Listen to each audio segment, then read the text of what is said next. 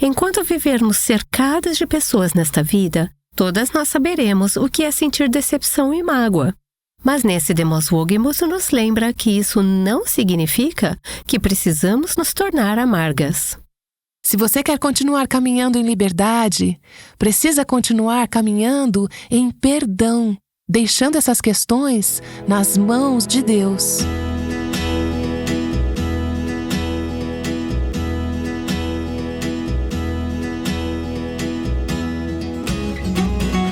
Este é o Aviva Nossos Corações, com Nancy Demos Vogimus, autora de Mentiras em que as Mulheres Acreditam, na voz de Renata Santos. Pense em uma situação difícil da sua vida. Talvez seja um problema de saúde, uma dificuldade financeira, um desafio no trabalho ou tensão em um relacionamento. Algo que não está como você gostaria. Conseguiu pensar em algo? Essa situação está roubando sua alegria? Está te impedindo de agir em favor do reino de Deus? Ontem falamos um pouco sobre a vida do apóstolo Paulo. Ele estava preso em uma cadeia romana. Ele estava em uma circunstância horrível, mas conseguiu escrever cartas da prisão, que foram acrescentadas à Bíblia e continuam nos encorajando até hoje. Nancy está analisando o exemplo de Paulo para nos mostrar a verdade sobre nossas circunstâncias. Ela está lendo 2 Timóteo capítulo 4 e trouxe essa mensagem na Conferência Mulher Verdadeira 2018. Quero voltar brevemente a essa passagem e fazer... Não sei se eu devo te dizer quantas observações eu vou fazer, mas eu vou te dizer quantas são, mas respira, porque eu vou passar rapidinho por elas. Eu quero fazer 10 observações rápidas sobre esses versículos, só para te ajudar a se aprofundar mais neles. Se eu não dissesse quantas são, eu estaria no número 3 e você pensaria, quando é que ela vai terminar? Eu já vou te avisando então, são 10. E depois você pode revisar e meditar mais a fundo em cada uma delas. Essas são maneiras que Paulo encontrou para lidar com a pressão, como ele sobreviveu. Mas não só sobreviveu, ele floresceu e podemos fazer o mesmo em circunstâncias adversas. Número 1. Algo que me impressiona ao olhar para essa passagem é como as necessidades de Paulo eram simples. Como eram simples? Ele não precisava de muita coisa para ficar bem. Só uma capa e alguns livros. Ele tinha aprendido a estar contente em qualquer situação que estivesse. Na verdade que muitas vezes nossos desejos acabam se tornando... Dizemos que são nossas necessidades, mas acabam se tornando exigências. Paulo diz, só me traz a capa e alguns livros para que eu possa continuar estudando as Escrituras, para que eu possa continuar escrevendo cartas. Necessidade simples, contentamento. Número 2, ele era grato pelas pessoas que Deus colocou na vida dele. Essas são observações que eu tenho feito enquanto medito nessa passagem nos últimos dias. Ele era grato pelas pessoas que Deus havia colocado em sua vida e se mantinha o mais conectado possível a elas. Mesmo quando era difícil, ele tentava se manter conectado. Veja os versículos de 19 a 21. Ele diz, saúdem Priscila e Áquila, e a casa de Onesíforo, Erasto, Trófimo, Élbulo, Públio, Lino, Cláudia e todos os irmãos. Eles não estavam com ele, mas ele sabia que faziam parte da sua família eterna e ele era grato por essas pessoas. Mesmo não estando fisicamente com eles, ele se mantinha o mais conectado possível, dadas as circunstâncias. Quando focamos no que não temos, nas pessoas que nos machucaram, que nos abandonaram, nos tornamos amargas. E quão destrutivo isso é! Isso rouba a nossa alegria. Porém, não vemos essa amargura na vida do apóstolo Paulo. Não vemos sua alegria sendo roubada. Vemos ele sendo grato pelas pessoas que Deus colocou em sua vida. E às vezes, As pessoas que Deus coloca na nossa vida não são aquelas que pensamos que seriam uma grande bênção. Vejam o versículo 11, eu ainda estou no segundo ponto. Paulo diz: encontre Marcos e traga-o junto com você, pois me é útil para o ministério. Você se lembra no livro de Atos que Marcos tinha pisado na bola 20 anos atrás, no começo do ministério de Paulo. Marcos certamente mudou durante esses anos, mas acho que é provável que Paulo também tenha se tornado mais generoso de coração, mais cheio de graça e mesmo Marcos. Você poderia pensar que Paulo diria: eu não preciso de Marcos, ele falhou.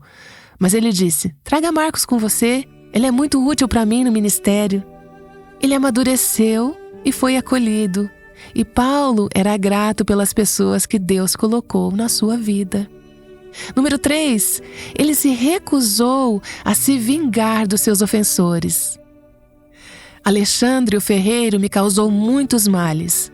O Senhor dará a retribuição, de acordo com o que ele fez. Paulo deixou seus ofensores nas mãos de Deus. Esse ferreiro causou grande mal, não apenas a Paulo pessoalmente, mas também ao Evangelho, à mensagem e ao ministério. Mas Paulo disse: não cabe a mim resolver isso. O Senhor lhe dará a paga segundo suas obras. E enquanto pensamos no que falamos mais cedo hoje, sobre os pecados cometidos contra nós, como é importante, ao lidarmos com essas questões, deixarmos a vingança para Deus. Deixamos o julgamento para Deus, que é misericordioso e cheio de graça, e que deseja até mesmo que esses ofensores se arrependam. Mas, se eles não se arrependerem, Deus os retribuirá. Nós não precisamos fazer isso. Número 4, além de deixar a vingança nas mãos de Deus, Paulo também estendeu perdão. Versículo 16. Na minha primeira defesa, ninguém foi a meu favor, todos me abandonaram. Que isto não lhes seja posto na conta.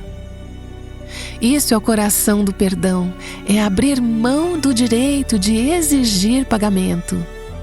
Isso é o que Jen e Linda fizeram com o jovem que dirigia o carro na noite em que as vidas de sua família foram drasticamente alteradas. Isso é o que Estevão fez enquanto era apedrejado. Isso é o que Jesus fez enquanto morria na cruz. Pai, perdoa-lhes. Quando Paulo foi abandonado e maltratado, ele se recusou a ser um cobrador de dívidas. Ele se recusou a segurar essa ofensa contra eles.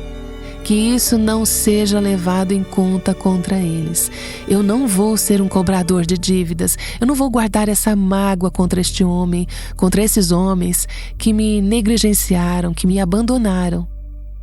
Ao escutar as histórias e conversar com muitas mulheres aqui nessa conferência, vejo que Deus está em um lindo processo de libertar cativos. Tem sido algo doce de presenciar. E eu quero te dizer, se você quer continuar caminhando em liberdade, você vai precisar continuar caminhando em perdão, deixando certas pessoas e situações nas mãos de Deus. Pode ser que existam passos que precisam ser tomados por questões de segurança, envolvendo a lei. Eu não estou dizendo para você simplesmente ficar parado e não fazer nada. Mas eu estou dizendo que no seu coração, você precisa abrir mão do direito de vingança ou de cobrar o pagamento. Foi isso que Paulo fez. Que isso não seja levado em conta contra eles. Número 5. Quando todos o abandonaram, Paulo sabia que Deus permanecia fiel. Ele diz no versículo 16, ninguém foi a meu favor, todos me abandonaram. E no versículo 17, mas o Senhor esteve ao meu lado e me revestiu de forças. Quando tudo falha, quando tudo desmorona, Ele é minha única esperança e apoio. Deus ficou ao meu lado. Quando ninguém mais ficou comigo, Deus ficou, e Ele me fortaleceu para o julgamento. O Senhor nunca, jamais abandona ou deixa os seus. Quero que você se lembre disso, especialmente algumas de vocês que logo estarão de volta em casa, com situações e circunstâncias desesperadamente difíceis. O Senhor nunca, jamais abandona ou deixa os seus. Ele ficará ao seu lado. Ele vai te fortalecer. Número 6. Paulo compartilhava as prioridades de Deus. A missão de Deus era a sua missão. O que importava para Deus era o que importava para Paulo.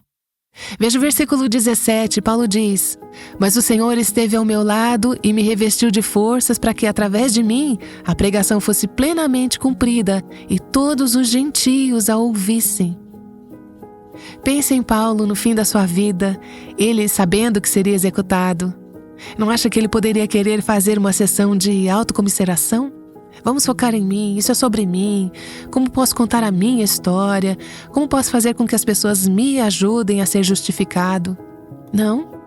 Paulo diz, o que importa é que, por meio de mim, a mensagem, qual é a mensagem? É o Evangelho. O Evangelho de Cristo seja plenamente proclamado e que todos os gentios o ouçam. A maioria de nós nessa sala hoje é de descendência gentia. E estamos ouvindo essa mensagem neste fim de semana porque Paulo permaneceu naquela prisão. Ele não tinha escolha, mas, em vez de se lamentar, ele escreveu uma carta contando como o Senhor ficou ao seu lado e o fortaleceu. Ele disse como seu objetivo era que a mensagem fosse proclamada, que a missão de Deus para a sua vida fosse cumprida. Escute, os propósitos e planos de Deus para a sua vida nunca podem ser frustrados. Ele tem um plano para a sua vida, independentemente das circunstâncias difíceis em que você possa se encontrar. E Deus fará o que for necessário para cumprir os seus propósitos redentores neste mundo, mesmo que por um tempo isso envolva sofrimento por parte do povo de Deus. Nossos irmãos e irmãs em outras partes do mundo entendem isso muito bem. E eles sofrem de bom grado por causa de Cristo, para que, por meio deles, a mensagem possa ser plenamente proclamada e outros possam vir a crer. Enquanto você luta nas suas circunstâncias, sua missão é a missão de Deus? Sua prioridade é apenas sair da situação, buscar justiça ou ser recompensada? Ou a sua missão é a missão de Deus, que Ele te use como um instrumento de graça e do Evangelho na vida de outras pessoas? Quando descobriu que tinha câncer de tireoide, Jen disse: agora eu posso falar com mais pessoas. Deus vai expandir meu ministério. Precisamos nos inspirar na Jen quando pensamos que nossa vida deve girar em torno de nós mesmos. É aí que deixamos a autocomiseração tomar conta da nossa vida. Jen disse: Deus vai expandir minha missão, meu ministério através dessas circunstâncias. Ele quer expandir o seu ministério através das suas circunstâncias. Número 7. No fim das contas, nenhum inimigo, por mais poderoso que seja, pode prevalecer contra nós. Paulo entendeu isso. No versículo 17 ele disse: e fui libertado da boca do leão. Veja bem, Paulo não tinha forças para enfrentar leões. E não sabemos exatamente o que era o leão. Talvez fosse Nero, talvez fosse o governo romano. Qualquer que fosse essa circunstância, sabemos que era poderosa. Você se sente tão indefesa diante de um leão e Paulo diz: eu fui livrado. No fim das contas, nenhum inimigo, por mais poderoso que seja, pode prevalecer contra o povo de Deus. Paulo estava em perigo mortal. Satanás tenta destruir os filhos de Deus. O seu adversário, o diabo, anda ao redor como um leão que ruge, procurando a quem devorar. Mas Paulo disse: e fui libertado da boca do leão. E a maneira e no tempo de Deus, Ele vai te resgatar de todo o perigo mortal. Isso nos leva ao número 8. Nossa libertação final é garantida. Nossa libertação final é garantida. Não depende do que qualquer outra pessoa faça, mas apenas do que Deus faz. Nossa libertação final é garantida. No versículo 18, Paulo diz: mas o Senhor esteve ao meu lado e fui libertado da boca do leão. O Senhor me livrará também de toda obra maligna e me levará salvo para o seu reino celestial. O melhor ainda está por vir. Isso é uma promessa. Deus vai resgatar seus filhos. Isso é garantido. E não depende do que qualquer outra pessoa faça. Veja, Nero pensava que estava no comando do mundo e, de certo modo, temporariamente ele estava. Mas no sentido eterno, Nero era apenas uma peça nas mãos de Deus. No tempo e no jeito de Deus, ele vai dizer: checkmate, acabou. Deus vence, o rei vence, e ele nos resgatará de toda obra maligna e nos levará com segurança ao seu reino celestial. Agarre-se a essas promessas. Elas são tão preciosas. Veja bem, isso não significa que Paulo seria poupado de uma prisão dolorosa ou de uma morte terrível. E não significa que seremos poupadas de circunstâncias dolorosas ou difíceis. Mas, em vez de ver a sua morte como uma vitória para Nero, Paulo viu isso como uma vitória para Jesus. Ele disse: Ele me resgatará. Como ele seria resgatado? Sendo decapitado. Isso não parece um resgate, parece? Mas ele entendeu que, quando Nero pensa que está apagando minha vida, apagando o povo de Deus, na verdade, isso é uma vitória para Jesus. Esse é o meu resgate e minha transição para o grande reino eterno e celestial. Louvado seja Deus por essa promessa final. Número 9. No fim, Paulo deixa claro que o que realmente importa é que Deus seja glorificado. Isso é o que realmente importa. Não é que eu seja justificada, não é que alguém ouça a minha história, não é que alguém venha ao meu socorro, me tire das minhas circunstâncias. No final, Paulo diz no versículo 18, a Ele, glória para todos sempre. No final das contas, nada mais importa, desde que Ele seja glorificado e o seu reino seja expandido e a fama do seu nome se espalhe pelo mundo. E, finalmente, número 10.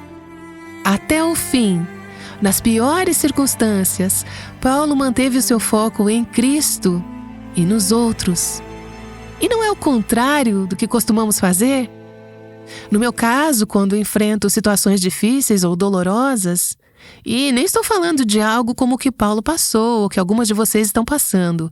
Você sabe, às vezes, é só uma coisinha que pode destruir o meu dia e eu me torno egoísta.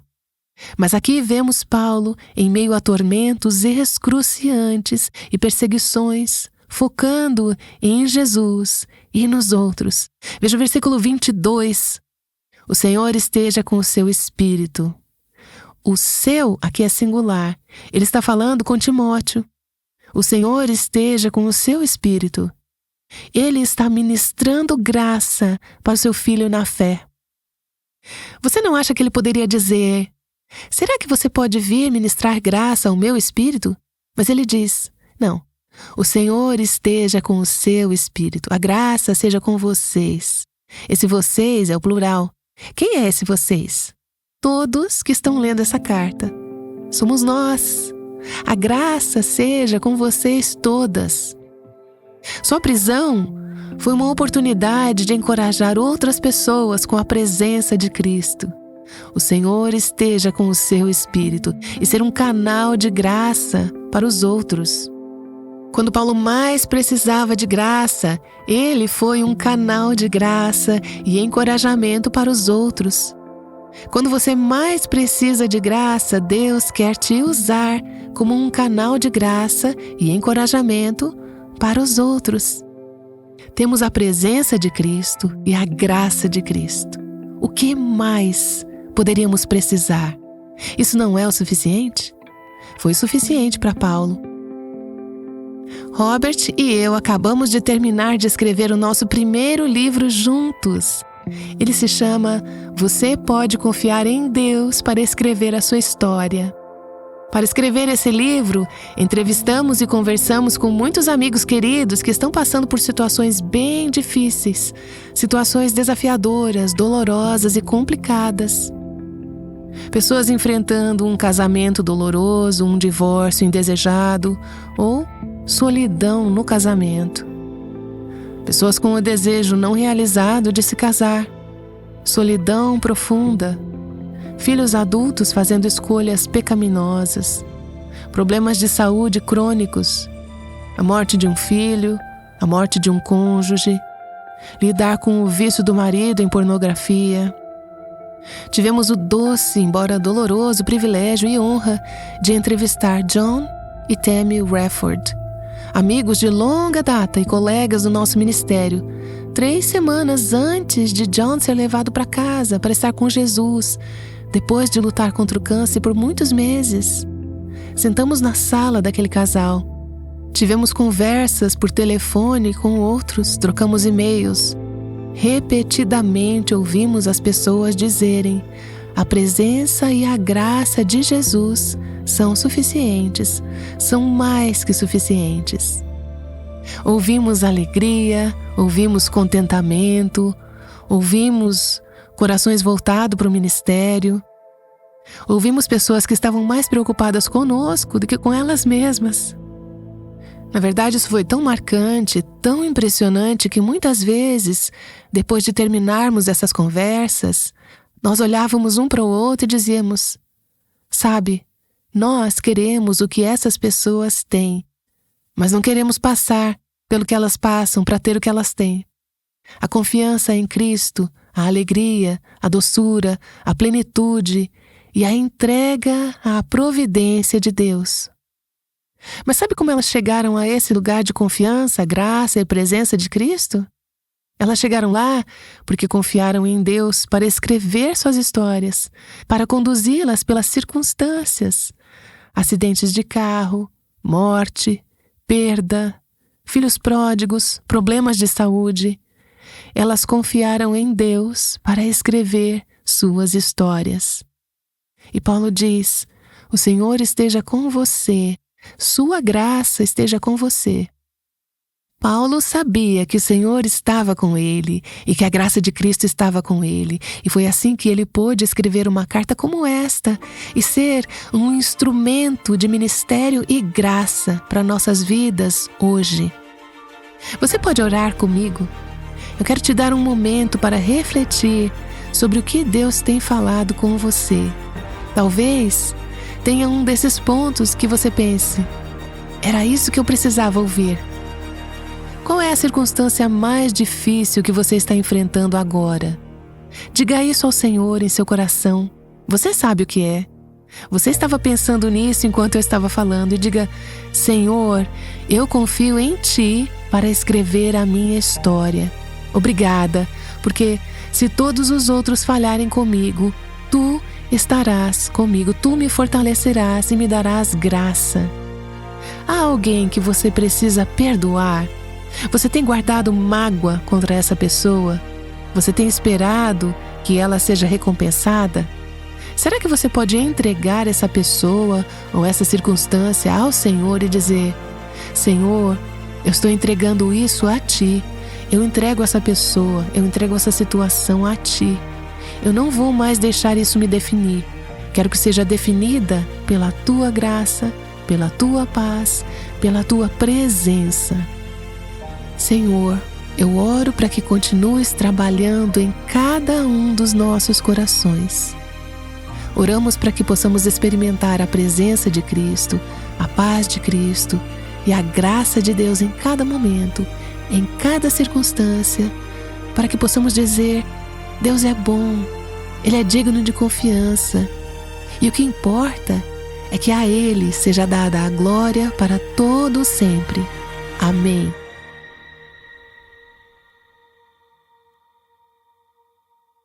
Essa é Nancy DeMoss Wogemuth te convidando a entregar sua história ao Senhor e confiar que Ele vai direcioná-la.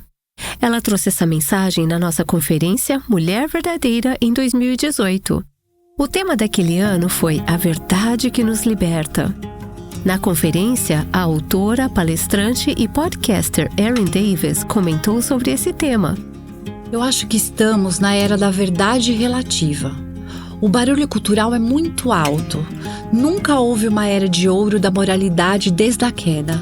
A mentalidade cultural não tem sido bíblica há muito tempo. Eu não acho que o céu esteja caindo necessariamente.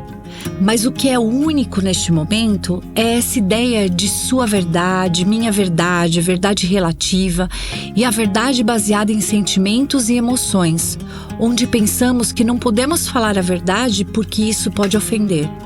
Acho que o que é realmente contra a cultura nessa conferência é que estamos fincando uma bandeira na areia. Atualmente estou lendo o livro Flags of Our Fathers, A Conquista da Honra em português. É sobre os soldados que invadiram Hiroshima e fincaram uma bandeira naquela terra pedregosa, declarando que tinham vencido. Isso é o que estamos fazendo aqui neste final de semana. Estamos dizendo que vamos cravar nossa bandeira na verdade. Há toda essa guerra acontecendo ao nosso redor e nessa história, a guerra ainda estava acontecendo quando os soldados fincaram a bandeira americana no solo. É isso que estamos fazendo. Todas as batalhas ainda estão acontecendo ao nosso redor, tanto culturalmente quanto nas nossas vidas pessoais. Mas estamos dizendo, acreditamos que existe algo chamado verdade. Acreditamos que a verdade é a palavra de Deus. Foi isso que Jesus orou por nós em João 17:17. Ele disse: santifica-os na verdade. A tua palavra é a verdade. Eu sei que ele estava pensando neste momento. Ele estava pensando em todos os momentos, mas estava pensando também nesse momento e na necessidade de nos lembrarmos de que existe a verdade e a Bíblia é a verdade. É uma mensagem relevante culturalmente, mas também é eterna. Nunca vai existir um momento em que eu, individualmente, não precise ser lembrada de que a palavra de Deus é a verdade. Eu posso acordar todas as manhãs pensando que o que eu sinto é a verdade. Eu preciso de lembretes constantes de que a palavra de Deus é a verdade. Isso tem implicações culturais, mas acho que isso é secundário ao que Deus está fazendo em cada um dos nossos corações. É novamente aquela bandeira na terra, e é como se a gente dissesse: ah, é verdade que eu tenho uma fonte de verdade, eu tenho algo em que posso me apoiar, e é a palavra de Deus. É o tema perfeito. Eu acho que podemos fazer isso daqui a 2 anos, e daqui a mais 2 anos, e continuará tendo um impacto significativo. Essa é Erin Davis, gravada na Mulher Verdadeira 2018, falando sobre como o tema da conferência está firmemente alicerçado na Palavra de Deus. E ela está certa. Focar na verdade de Deus é sempre necessário, sempre relevante. E é por isso que durante todo este mês estamos mergulhando nossos corações nesse tema de resistir às mentiras e sermos libertas pela verdade de Deus. Esse tema é um ponto-chave do clássico livro da Nancy, Mentira em que as Mulheres Acreditam e a Verdade que as Liberta. Nele, ela aborda mentiras comuns sobre as circunstâncias, sobre Deus, sobre nós mesmas, sobre beleza, filhos, casamento e muito mais. Encomende a sua cópia de um dos livros ou de todos da série Mentiras. Visite nosso site avivanossoscorações.com. Amanhã iniciaremos uma nova série chamada O Poder da Fala Transformada com nossa querida Mary Cassian. Você percebe que sua língua é como um volante? Suas palavras definem a direção de todo o seu dia. Mary Cassian vai explicar o porquê. Considere o poder das suas palavras e aprenda a entregar sua fala ao Senhor. Aguardamos você amanhã aqui no Aviva Nossos Corações. O Aviva Nossos Corações é o ministério em língua portuguesa do Revive Our Hearts, com Nancy DeMoss Wogemuth, chamando as mulheres à liberdade, à plenitude e à abundância em Cristo.